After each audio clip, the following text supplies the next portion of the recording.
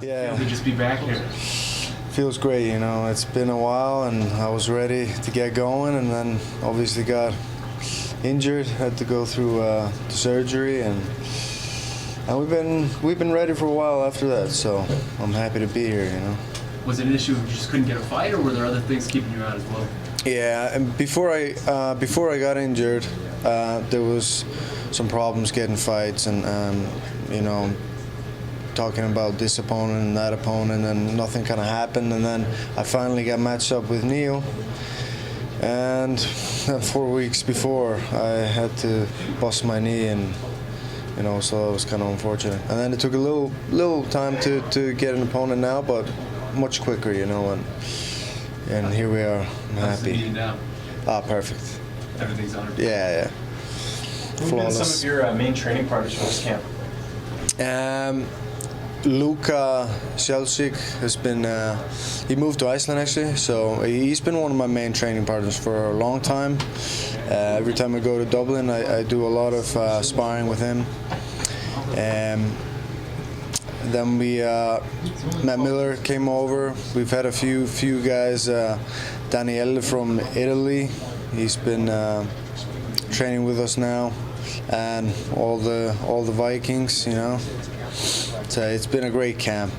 Gunnar, you've been a smaller size, fluid, kind of relaxed martial artist. A lot of guys are kind of winning with that approach now. You're starting to see that make more sense. Yeah. How have you changed in the last year? Are you more fluid, more flowy, or have you changed your approach?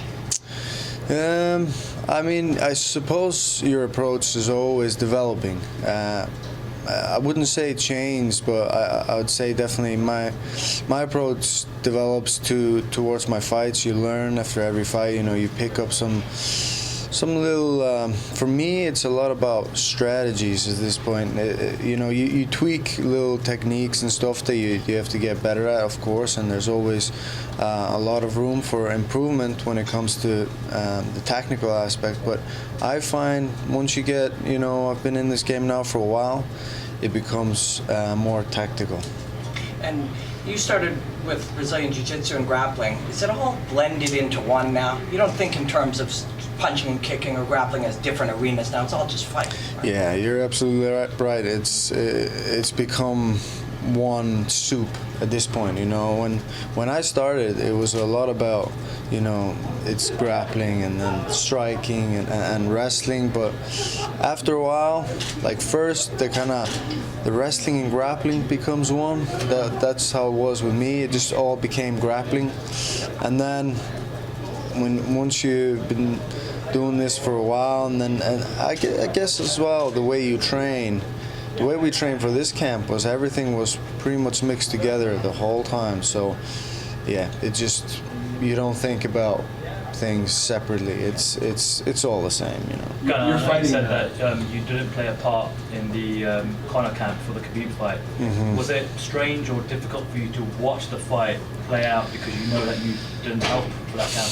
Yeah, it was very unfortunate. Obviously, I couldn't join the camp because of my knee, so I could have maybe done some right at the end, but he had everything planned out, and he had his guys there, and yeah, but it was a little bit difficult to see, and I think for the next one, and I believe there will be another one at some point, I'll be there for his camp for sure. And from what you saw, and as well as you know Conor, can you see where the tweaks and the changes can be made for him to perform better against Khabib next time? Yeah, definitely. I'm sure he can as well. And John, obviously our coach. So the answer to Khabib has to be games of sort of non-resistance, right? Like not fighting back the resistance of flowing around. Yeah. I think there was a bit too much chase in this fight. I'm not going to go into details on how Conor will beat Khabib and all that. If you were to face Khabib, much less resistance against resistance. Yeah, well, I'm a different fighter than Conor as well, so my strategy would be a little bit probably different than his, but yeah, you don't wanna sit in his world, you know, and guys tend to do that a little bit. We saw Ale Quinta. He did actually pretty well, I thought. You know, he was able to tweak his strategy a little bit, and he did well. But guys seem to get caught into his world, and that's his world, you know. Have you talked to Conor since his fight much? Since his last fight? Yeah, we always speak. Yeah. And Racketona's on this card. Do you work with him at all, or have ever worked with him at SBG? I have not. I don't remember if I've never trained with him. Okay. Well, you've seen him here, or no? I haven't seen him yet. No. Okay. You're fighting Alex Oliveira, who really has quietly become this very ferocious contender in this division. Yeah. When you watch him, like, what do you see? How would you assess him as a fighter? Yeah, I always enjoyed watching him fight. He's an exciting guy. He's pretty wild, you know, and he seems like he does his own thing, you know. He's got his own ways, and he's a cowboy, you know. So I enjoy watching him fight, and I think he's a good fighter. You know? Yeah, I mean, you've been out for a long time, but you're still right there in that mix. You're in the top 15. So is he? Do you feel like where do you feel like this fight would put you if you're successful on Saturday? Yeah, I don't know exactly in the rankings how that all works. It seems to be, you know, sometimes you shoot up, sometimes you don't, and you know, it is what it is. I'm just going in there. I'm gonna win this fight. You know, that's my attitude, and I was very happy to get Alex Oliveira because he's, like you said, a ranked fighter. And to be honest, I would have accepted anyone at this point. It's been such a long time, but yeah, hopefully it'll shoot me right up there. And in your mind, is it you want to be incredibly busy in 2019, having sat out? Yeah. Ideally, I'd like to you know, stay pretty busy this next year, and because there's been some time I've kind of lost out a little bit. So A guy like Alex, if you weren't fighting, but you're just looking at him for a friend or a training partner, what's the big picture answer? Like, take away his room to move, or what's the big picture answer for a guy like this? How to beat him? Yeah, how to beat him. So, like, what's my game plan? Yes, what is your game plan? Sneaky. Yeah, you know, he's a wild opponent. He likes to come in and throw his shots, you know, chases a little bit, you know, reaches and stuff like that. So capitalizing on these kind of movements, and I mean, I'm guessing you all saw how Cowboy versus Cowboy went. That's one way, you know. Gunnar, what's your thoughts on the 165-pound division?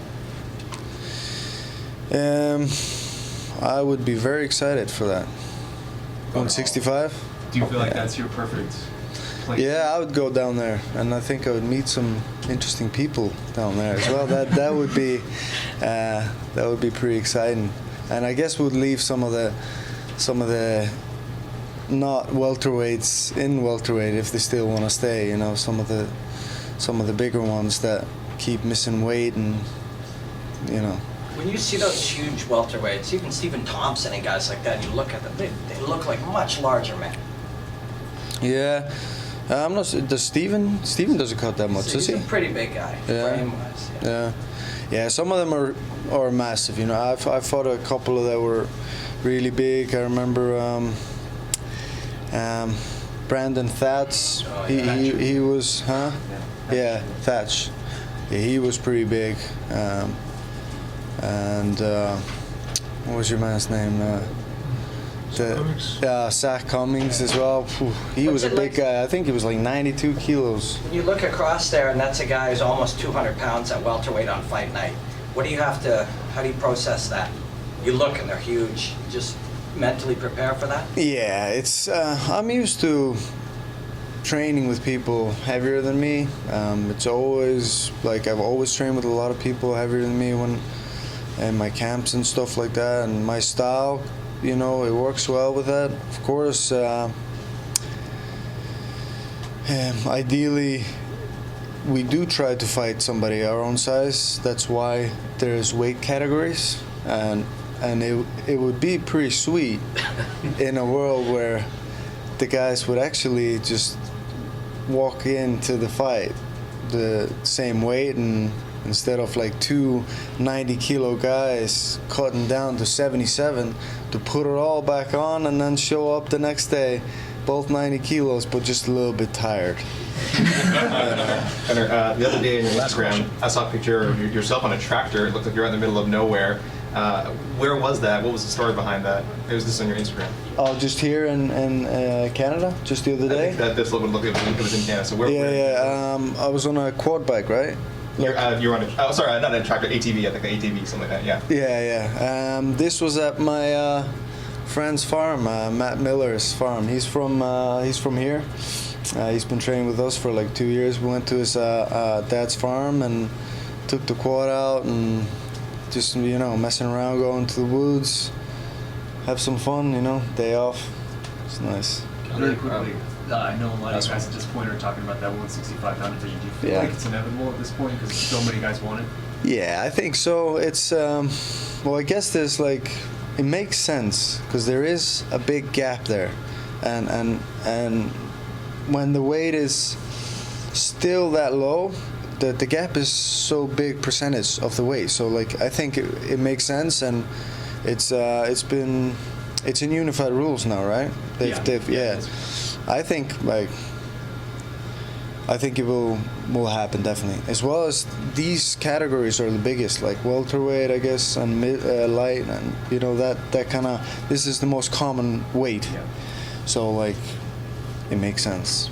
I know you didn't train in Ireland for this one, but will John Kavanagh still be in your corner inside? Yeah, he's always in my corner, and even though I'm not in Dublin, we're constantly in touch, and I'll be sending him like videos and stuff of training, and yeah, he'll be here. He's here today, I think. Cool. Thank you. Cheers, guys. Thank you very much.